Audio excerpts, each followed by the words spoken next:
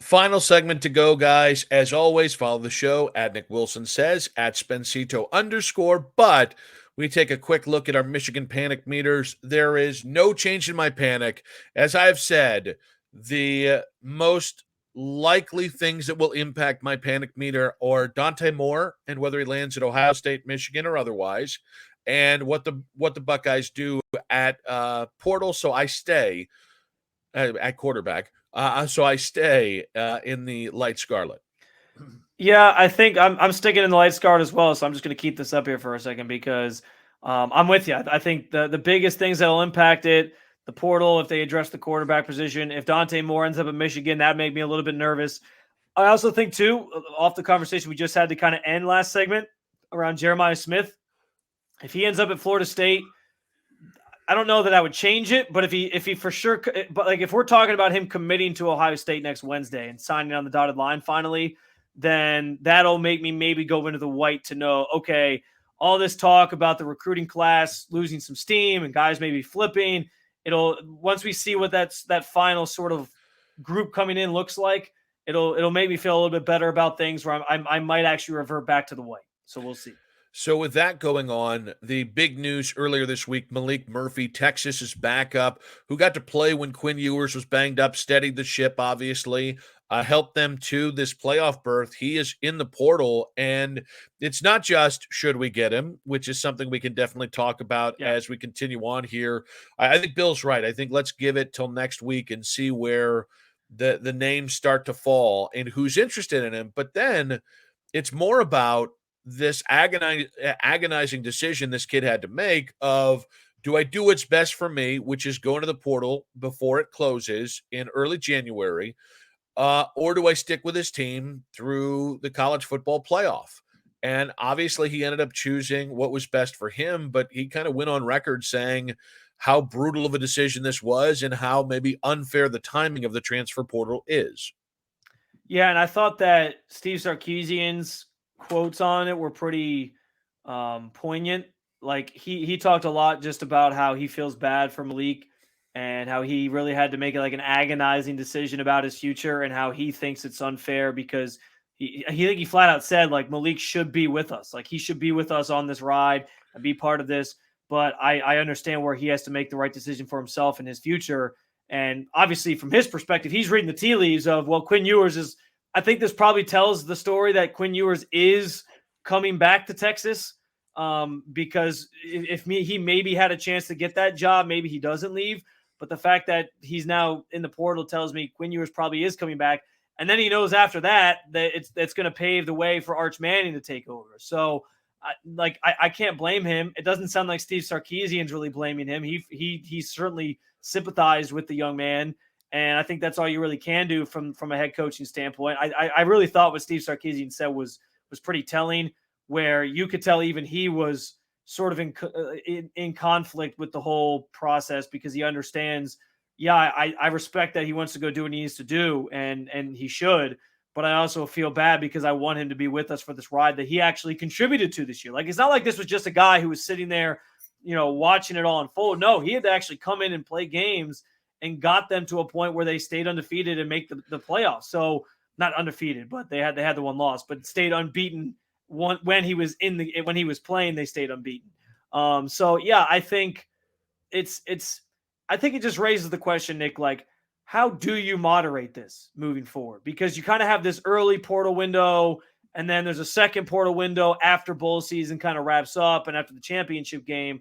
But is this something that's going to need governance at some point? Because right now you talk about the Wild Wild West, and I generally have felt like it's not the end of the world. Like, let these kids make money off their name, image, and likeness. Let them do what they think is best for them. But there's also a lot of times where kids get exploited, and that's not really fair either. And I do think it's kind of wrong in this scenario specifically that kids are able to leave or they feel like they need to leave before they can finish what they started. And it's going to be worse next year if there's maybe there's a kid that doesn't know that he's going to get to play. Say it's the same situation next year with a 12-team playoff, and Texas is ranked like, I don't know, 7th or 8th. Like, he still wouldn't get a chance to see this thing through. So I don't know, like, how do you govern it? How do you govern this? What needs to change, you think, in terms of the way the portal is handled? and overseeing. I think the tough thing is you also have to remember these are colleges. So these young men, if you're transferring, a lot of the time, the preference from the football perspective is that you get in time for spring practice, which means you'd have to be ready by January. So I think that's tough. I think that in some ways is immovable.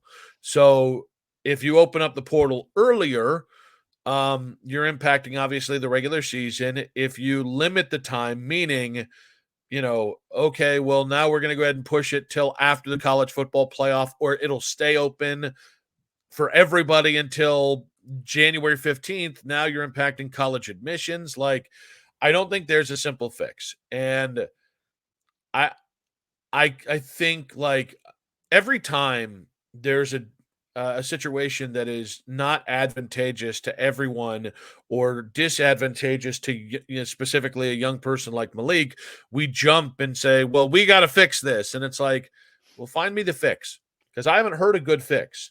And I listen. If we can avoid this, and there are certain things like NCAA with the 2-time transfer stuff, like that could have been avoided. That didn't need to be a lawsuit, right? That we didn't need Tez Walker. We didn't need all these other kids. I can't remember the kid who was actually on the Browns practice squad this year. Oh, was it Brock Huffman at Virginia Tech? We don't need that. That was a common sense fix that made sense with the portal window.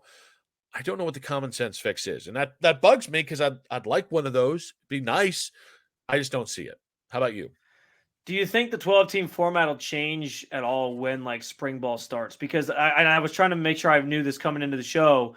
From what I can gather, the first round of the playoffs would be starting technically. Well, we're at the 15th. It would technically be starting like around the 20th. So we're like a week out from when it would theoretically be starting. Like, does that change? And then the championship game isn't actually going to be played until toward like a month after that, like end of January, January 20th, somewhere around there. So does that maybe change how spring ball is viewed, knowing some of these teams are now preparing like, hey, we're going to maybe make a semifinal and be playing until January 10th. So maybe there's a window there with the portal. Like, I don't know how all this is going to look differently based off of just the format of the college football playoff. But like, I think you're right. It's a hard thing to govern, and you got to sort of take what's given to you in terms of the windows you have to allow guys to change schools if they want to. But it is frustrating because, and I also wonder like how that impacts guys' decisions. Like, if you're playing sooner, does that help you maybe now? Like if they said you couldn't transfer during this window of time, does that maybe now allow you to play in some of these playoff games? Like, I don't know what the answer is either, and it might not be clear cut. I also wonder what things look like. Charlie Baker, president of the NCAA, was talking about now basically making another subdivision of college football where it would be like your MAC schools, and it'd be like FBS and FBS. Division One. That's what we'll call it. Nobody's thought of this before. Make it more exclusionary. I wonder if them transitioning to a format that like all the big money making schools are sort of in their own division of their own, like if that maybe changes things too. But it's a complicated thing to navigate. I get it. I just wonder like what all this change that's coming maybe means for how it maybe operates differently in the future. All right, guys, we do have early signing period ending next week. Obviously, we'll be inside 2 weeks until college football, the big game, Ohio State versus Missouri. Some more to come. As always, we are a new podcast. Please make sure to follow the show wherever you get your podcasts, multiple places if you can. Apple, Spotify, the free Odyssey app, wherever you get your podcasts, and of course the 92.3 The Fan YouTube channel. Spencer, go Bucks. Good to see you, buddy. Go Bucks. We'll do it again soon.